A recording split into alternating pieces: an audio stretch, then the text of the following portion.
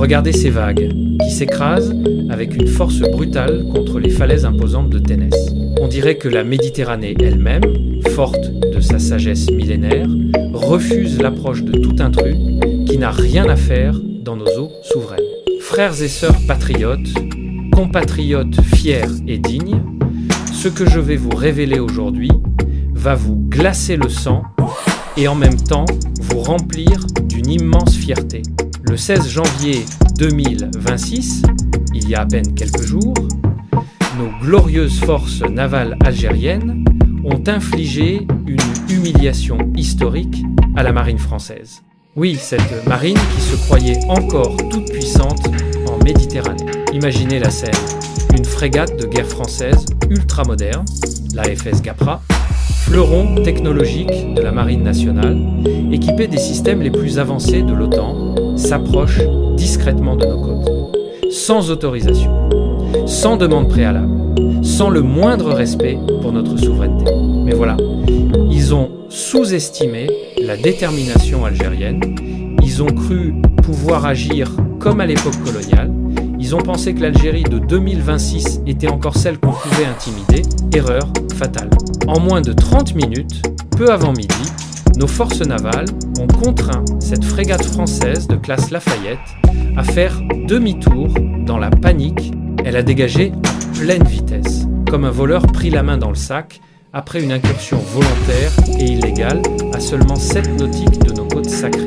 C'était une provocation grossière, une violation directe de notre mer territoriale et de notre zone contiguë. Une gifle magistrale, retentissante, infligée à une marine qui pensait pouvoir s'approcher tranquillement, inspecter, espionner, sans payer le prix.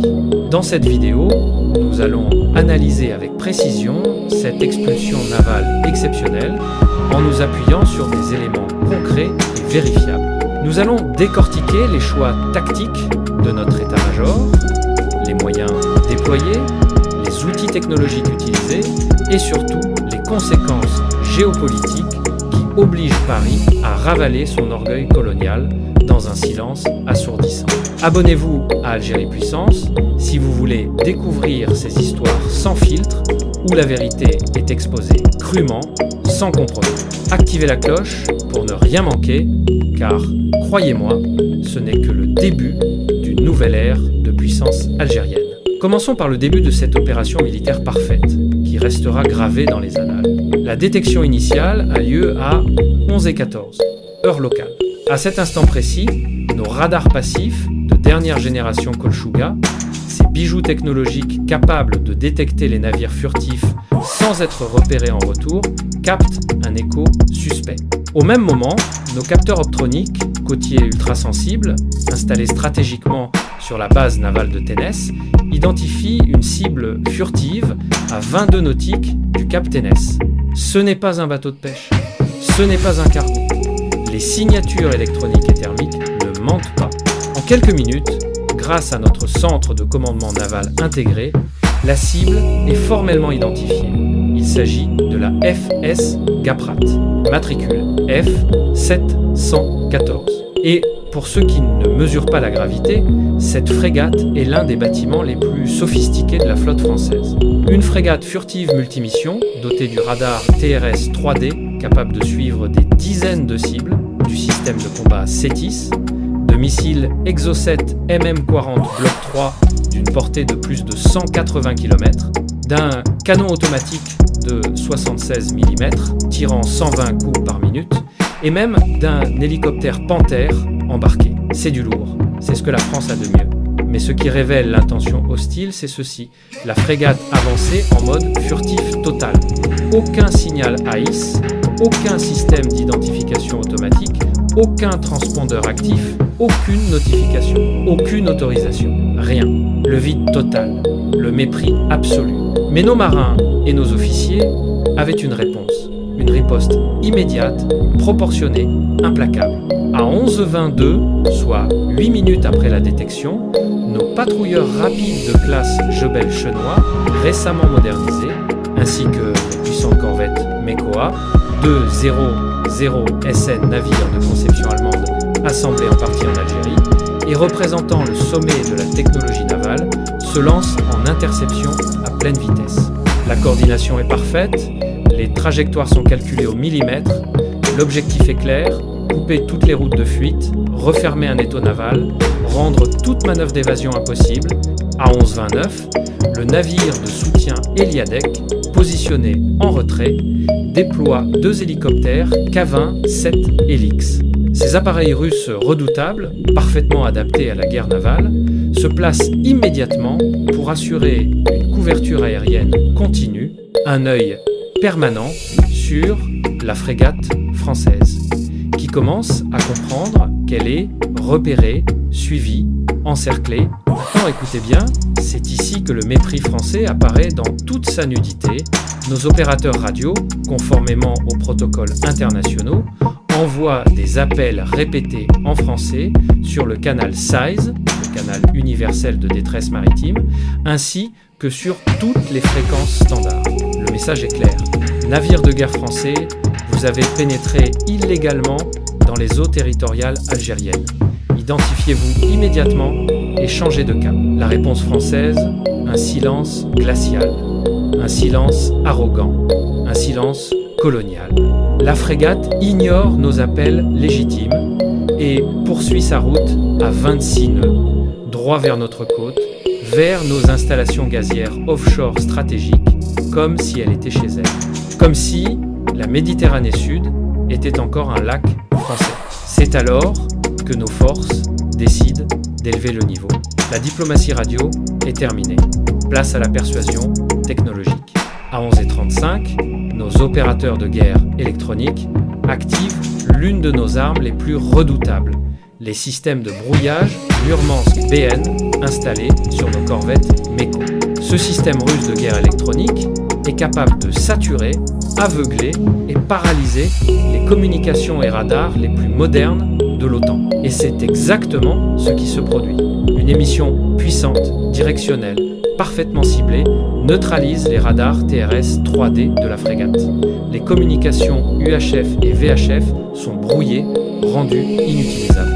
Le navire français plonge dans la confusion électronique. Imaginez la scène. Les écrans saturés, les communications qui grésillent, les officiers français qui réalisent soudain qu'ils sont aveugles, sourds, vulnérables. Leur technologie de pointe devient inutile. La panique commence à s'installer. Ils comprennent qu'ils ne sont plus en position de force, qu'ils sont isolés et surtout qu'ils sont à notre merci. Mais ce n'est pas fini. Nos forces passent alors à l'intimidation physique directe. À 11h39, une de nos corvettes MEKO tire 3 salves d'avertissement au canon automatique de 76 mm. Les obus explosent à environ 600 mètres devant l'étrave de la frégate française. Le message est limpide. La prochaine salve ne sera pas un avertissement. Les geysers d'eau sont visibles depuis le pont français, le bruit des explosions résonne sur la mer, c'est un langage universel que tous les marins comprennent, demi-tour immédiat où les conséquences seront graves. Au même moment, un hélicoptère K-27 effectue un passage à très basse altitude, à quelques mètres du pont de la frégate, projecteur allumé, illuminant la passerelle de manière aveuglante. Une manœuvre d'intimidation psychologique redoutable, une démonstration de supériorité tactique totale. Les pilotes français du Panthère embarqué assistent impuissants à la scène. Ils savent qu'ils ne peuvent rien tenter, qu'un décollage serait suicidaire dans ces conditions. À 11h43, après seulement 29 minutes d'opération parfaitement coordonnée, l'impensable se produit. La frégate française vire brutalement à gauche, ralentit presque comme dans une manœuvre d'urgence, puis accélère soudainement vers le large, plein nord-ouest, abandonnant immédiatement toute tentative d'approche. La fuite est précipitée, la retraite est honteuse, la défaite est totale. Nos capteurs passifs enregistrent même des signaux internes révélant la panique. Nous captons des tentatives répétées et désespérées de rétablir les liaisons satellites et radio pendant toute la durée de leur fuite. Les Français battent en retraite à vitesse maximale, moteur à fond, laissant derrière eux un sillage impressionnant. Leur système reste partiellement brouillé, leur orgueil est brisé, et tout cela frères et sœurs en moins de 30 minutes. Une demi-heure pour humilier une marine qui se croyait supérieure. Une demi-heure pour réécrire le rapport de force en Méditerranée. Analysons maintenant la brillance tactique de cette opération, qui sera étudiée dans les académies navales du monde entier. L'opération a été menée avec une discipline de fer. Nos corvettes MECO ont maintenu une distance prudente mais menaçante, exerçant une pression psychologique maximale. Leurs missiles anti-navires, 35 Uran, portés, armés, verrouillés sur la cible, étaient prêts, mais n'ont même pas eu besoin d'être utilisés. La menace seule a suffi. Le système Murmansk BN a été utilisé avec une précision chirurgicale, brouillant uniquement les bandes françaises sans perturber notre propre réseau de commandement. Une maîtrise technique exceptionnelle, les hélicoptères K-27 ont renforcé la pression visuelle et morale. Leurs passages répétés ont brisé le mental de l'équipage adverse. Enfin, nos patrouilleurs rapides ont fermé méthodiquement tous les flancs, empêchant toute tentative de contournement. La frégate française était piégée, sa seule issue était la fuite vers le large. Coordination parfaite entre unités de surface, moyens aériens, guerre électronique et commandement côtier. Communication continue et sécurisée. Escalade graduelle, respect strict des procédures internationales, tout en affirmant notre souveraineté. C'est une démonstration de professionnalisme militaire au plus haut niveau. Côté algérien, cette expulsion est vécue comme un acte exemplaire de souveraineté maritime retrouvée. Notre état-major a suivi l'opération minute par minute depuis le centre de commandement intégré. Chaque décision validée en temps réel. Le général Saïd Chengria, chef d'état-major de l'armée nationale populaire, a reçu le compte-rendu détaillé à 12h30. Son appréciation est claire, opération exemplaire, réponse proportionnée et efficace. Le président Abdelmadjid Tebboune a été informé dans l'heure et a personnellement félicité la Marine nationale pour sa fermeté, son professionnalisme et son courage. Un message officiel de félicitations a été transmis aux équipages et voici le fait le plus révélateur. Aucun communiqué officiel algérien n'a été publié. Pourquoi ? Parce que quand on gagne aussi nettement, les mots deviennent inutiles. Les actes parlent d'eux-mêmes. La puissance s'exprime dans le silence souverain. Et justement, parlons du silence français. Paris n'a rien dit. Pas de déclaration du ministère des Armées, pas un tweet, pas de protestation, pas de note diplomatique, rien. Le vide absolu. Pourquoi ? Parce qu'ils savent que protester reviendrait à avouer publiquement leur incursion illégale et surtout à reconnaître leur déroute humiliante devant une marine qu'ils considéraient encore récemment comme secondaire.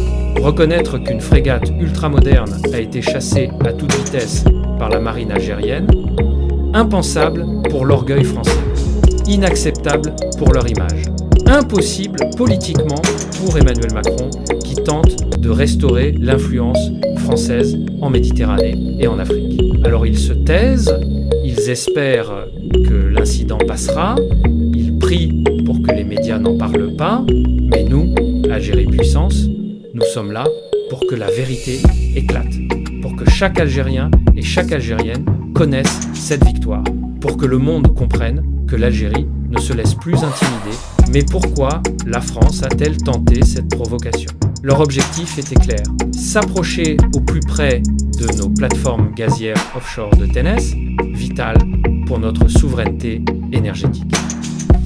Effectuer un passage intimidant pour montrer qu'ils peuvent opérer où ils veulent. Cartographier nos défenses côtières, identifier nos radars, mesurer nos temps de réaction du renseignement militaire pur.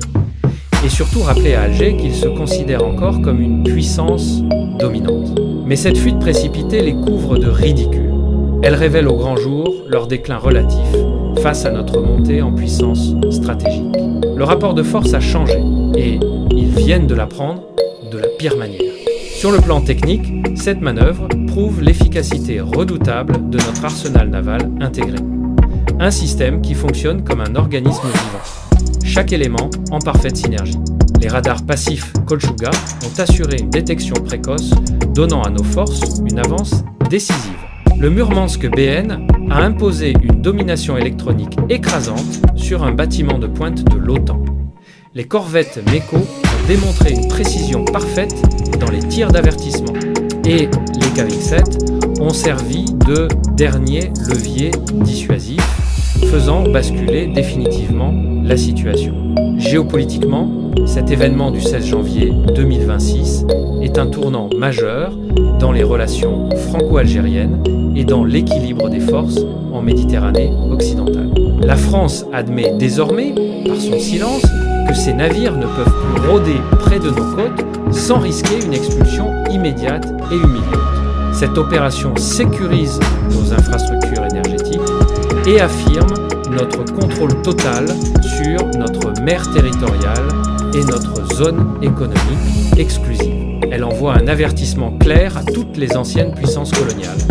L'Algérie de 2026 est souveraine, elle repousse les provocateurs avec détermination, dignité et puissance. La frégate FS Gapra n'était pas un simple navire égaré, c'était un symbole, le vestige d'une époque révolue où Paris croyait pouvoir imposer sa présence militaire sans permission. Mais nos forces navales ont brisé cette illusion en quelques minutes. Brouillage électronique précis, tir d'avertissement calculé, survol intimidant, demi-tour forcé. Le silence français n'est pas une stratégie, c'est la stupeur d'un adversaire qui comprend trop tard que le rapport de force a changé, que l'élève a dépassé le maître et que l'Algérie est désormais une puissance maritime avec laquelle il faut compter.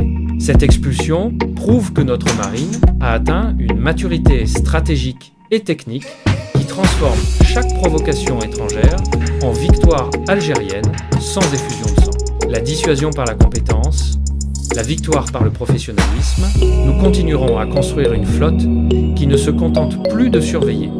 Elle repousse, elle dissuade, elle impose le respect par sa seule présence. Les falaises de Ténès garderont à jamais la mémoire de ce jour historique. Ici, sur nos côtes sacrées, l'intrus a deux choix, repartir humilié ou disparaître dans l'oubli des profondeurs. L'avenir nous veut plus fort que l'hier, plus déterminé, plus souverain sur cette mer qui est à nous. La Méditerranée Sud n'est plus un lac français, c'est notre espace vital.